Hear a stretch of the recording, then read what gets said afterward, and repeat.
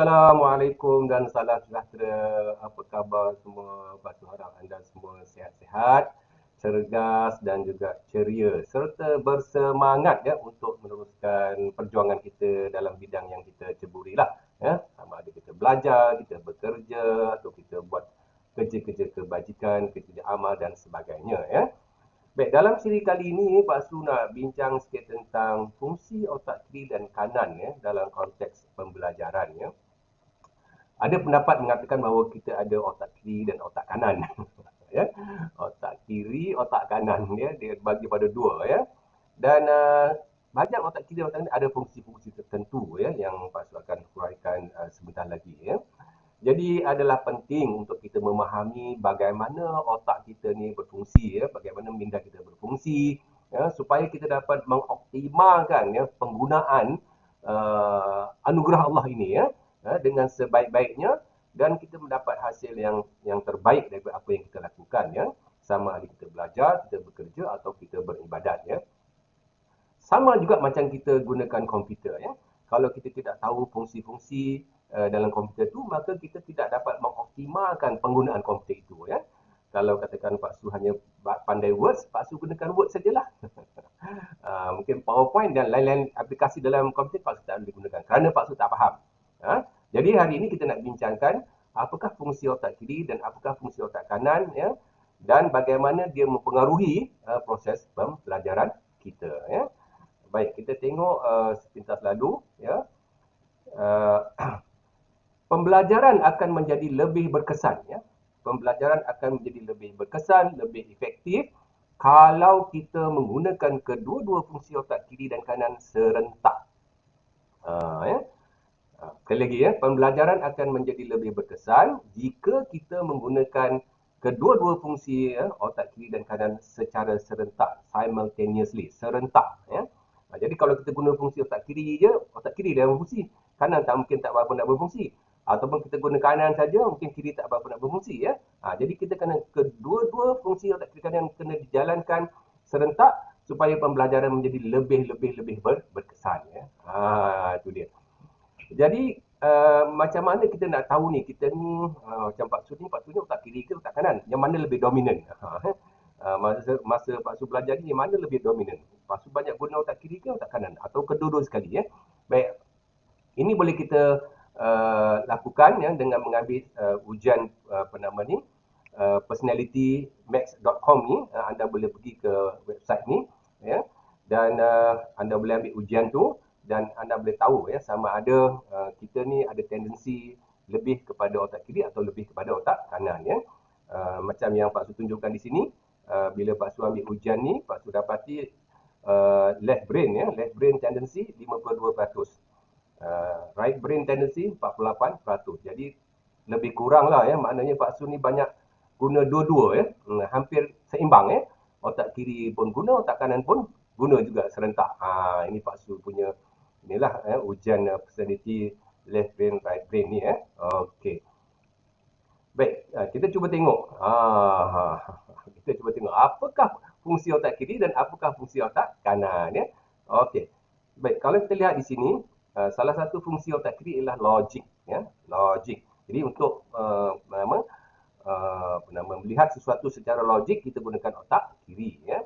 Kalau kita nak mengira ya, mathematics kita boleh guna otak kiri. Kalau kita melihat sesuatu secara urutan, umpamanya daripada atas ke bawah ya, daripada kiri ke kanan ya, daripada kecil kepada yang besar, ikut urutan, itu kita guna otak kiri ya. Bahasa, kita belajar bahasa Jawa lah, bahasa Melayu lah, bahasa Inggeris lah, bahasa Arab lah, bahasa Mandarin lah, bahasa Tamil dan macam-macam bahasa ni kita guna otak kiri ya, banyak guna otak kiri. Sains, ya, kita belajar sains, macam-macam teori dalam sains ya, eksperimen dan sebagainya berkaitan dengan sains ni, kita guna otak kiri juga. Rational, apabila kita nak merasionalkan sesuatu perkara, kita juga guna otak kiri. Analisis, ya, bila kita nak buat analisis, umpamanya kalau katakan air, kita buat analisis, kita akan dapat hidrogen dan oksigen ya. Kita dapat apa nama ni, kenal pasti ya, pecahan dia. Itu kita kata menganalisis. Itu pun otak kiri ya. Baik, sementara otak kanan pula ya, otak kanan ni membantu kita untuk melihat sesuatu secara holistik. Dia big picture ya. Dapat gambaran yang menyeluruh, itu otak kanan. Ini penting dalam pembelajaran ya, melihat sesuatu secara menyeluruh. Kemudian kita tengok pula image, image ataupun gambar, itu otak kanan. Ya, image ataupun gambar otak kanan ya. Okey, seni dan irama. Seni, irama, lagu dan sebagainya tu itu otak kanan ya. Jadi orang-orang yang hebat dalam seni ni, arkitektur dan macam-macam ni, seni-seni macam-macam seni ni, otak kanan mereka memang baguslah ya. Bukan maksudnya digunakan secara optimal ya. Emosi, perasaan juga otak kanan ya. Okey, creativity juga otak kanan. Jadi orang yang kreatif ni banyak orang yang banyak menggunakan fungsi otak kanan, creativity ya. Visualisasi, kita nak melihat sesuatu, kita membayangkan sesuatu ya. Itu pun kita gunakan otak kanan juga ya, visualisasi. Imajinasi, berangan-angan. Ya. Kita berimajinasi, kita berangan-angan akan sesuatu ya yang tak pernah berlaku lagi, kita angan-angan nak jadi. Itu otak kanan juga ya. Baik, intuitif. Intuitif ni mana kata hati ya, juga otak kanan. Dan akhir sekali sintesis ya. Sintesis ni makna pembentukan, pembinaan ya. Itu dipanggil sintesis. Baik, kalau kita perhatikan otak kiri dan otak kanan ni ada fungsi yang berbeza ya. Bagaimanakah fungsi-fungsi ini mempengaruhi pembelajaran kita ya? Sebab apabila kita belajar, kita membaca buku, kita belajar sains ke matematik, apa sajalah accounting ke apa saja yang kita ambil, kita memang akan menggunakan otak kiri dan otak kanan ya. Cuma kadang-kadang kita lupa ya untuk mengoptimalkan, memaksimalkan fungsi-fungsi tertentu dalam otak kanan ya. Umpamanya lah, kita ambil contoh lah yang mudah ya, bahasa. Ya, bahasa ya, bahasa. Baik, bahasa ni lah apa nama ni? Perkataan, ayat, frasa ya. Bila kita ungkapkan, orang faham apa yang kita cakap, itu bahasa. Baik. Lepas tu nak bagi satu contoh yang mudah kat sini ya. Okey. Lepas tu nak bagi satu seni kata lagu yang pendek. Anda jangan salin, anda dengar saja. Beri tumpuan dan dengar ya. Okey, bahasa akan sebut. Ini bahasa ya. Kami anak muda, kami anak mulia. Kami sayangkan diri sendiri. Ayuh kawan-kawan, kita tunjuk bukti, jaga harga diri sampai ke mati. Siapa dapat? Oh, tak dapat Pak Su. Ulang lagi. Ulang Pak Su. Tak dapat. Okey. Pak Su ulang sekali. Kami anak muda. Kami anak mulia. Kami sayangkan diri sendiri. Ayuh kawan-kawan, kita tunjuk bukti, jaga harga diri sampai ke mati. Okey, siapa dapat? Angkat tangan. Amin. Amin nak cuba ya? Okey, Amin cuba. Amin cuba. Oh, Amin nak cuba. Alamak. Tak boleh dapat penuh lah Pak Su. Okey, tak apa. Baik. Tak dapat penuh, dapat sebahagiannya. Okey. Sekarang Pak Su akan baca kali ketiga. Anda dengar baik-baik. Dan anda cuba ikut ya. Kita dapat ke tak dapat ya? Kali ketiga ni. Last ni, lepas ni tak ulang lagi dah. Okey ya. Kami anak muda. Kami anak mulia. Kami sayangkan diri sendiri. Ayuh kawan-kawan, kita tunjuk bukti, jaga harga diri sampai ke mati. Okey Min, Amin cuba lagi Min. Amin dapat. Baik. Kenapa kali ketiga Amin dapat tangkap seni kata lagu tadi? Kenapa? Ya? Irama, betul. Irama. Nampak tak? Bila Pak Su baca kali ketiga, Pak Su masukkan unsur irama, ya. Unsur irama, ya. Itu unsur irama. Jadi bahasa tu, ya, di bahagian kiri, irama bahagian kanan. So apabila kedua-dua fungsi bahasa dan irama ni berlaku serentak secara yang optimal, ya, maka dia memberi kesan yang lebih baik dalam proses mengingat tadi. Mengingat adalah satu proses belajar, ya. Inilah rahsia dia. Itu sebab kita kata tadi, pembelajaran akan menjadi lebih berkesan kalau kita menggunakan fungsi otak kiri dan kanan serentak. Ya. Begitu juga dalam hal-hal yang lain. Ya. Kalau anda katakan anda buat nota matematik lah, bahasa lah, sains apa saja subjek, sebenarnya dalam nota anda tu ada elemen image. Macam kita buat mind mapping dulu kan, kita ada elemen image. Maknanya kita optimalkan fungsi otak kanan sebab image tu ialah fungsi otak kanan. Ataupun ada elemen-elemen kreativiti di situ. Ya? Ada elemen holistik banyak itu.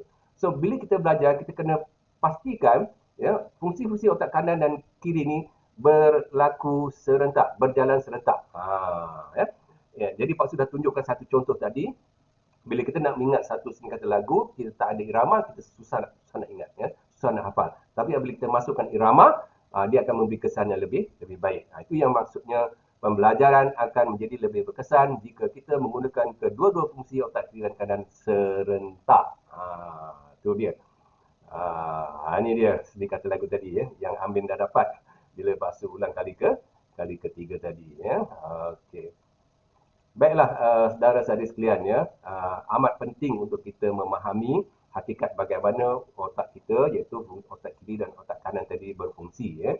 Dan kita dapat menyesuaikan dan menggunakan fungsi-fungsi itu dengan secara optimal, secara maksimal ya, supaya dia memberi kesan yang lebih baik, kesan yang lebih mendalam ya dalam proses kita belajar, sama ada kita nak membaca, kita nak memaham, kita nak mengingat, kita nak menguasai sesuatu, gunakan otak kiri dan kanan seoptimalnya, sebaik-baiknya.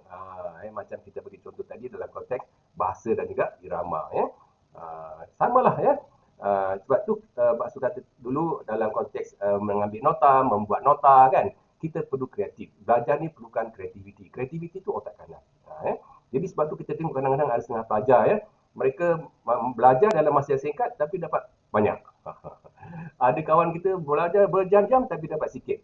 Salah satu sebabnya mungkin mereka yang belajar yang pertama tadi dia lebih kreatif ya. Dia menggunakan elemen image, dia menggunakan elemen holistik, elemen kreativiti, elemen emosi, ya, elemen seni, elemen irama di sebelah kanan tadi dimasukkan dalam proses belajar tadi. Ya. Ketika dia menghadiri kuliah, ketika dia belajar sendiri, ketika mengulang kaji, ketika bincang dengan kawan, ketika menjadikan nota, ketika menjawab soalan peperiksaan, semua elemen fungsi otak kiri kanan digunakan serentak, seoptimal yang mungkin.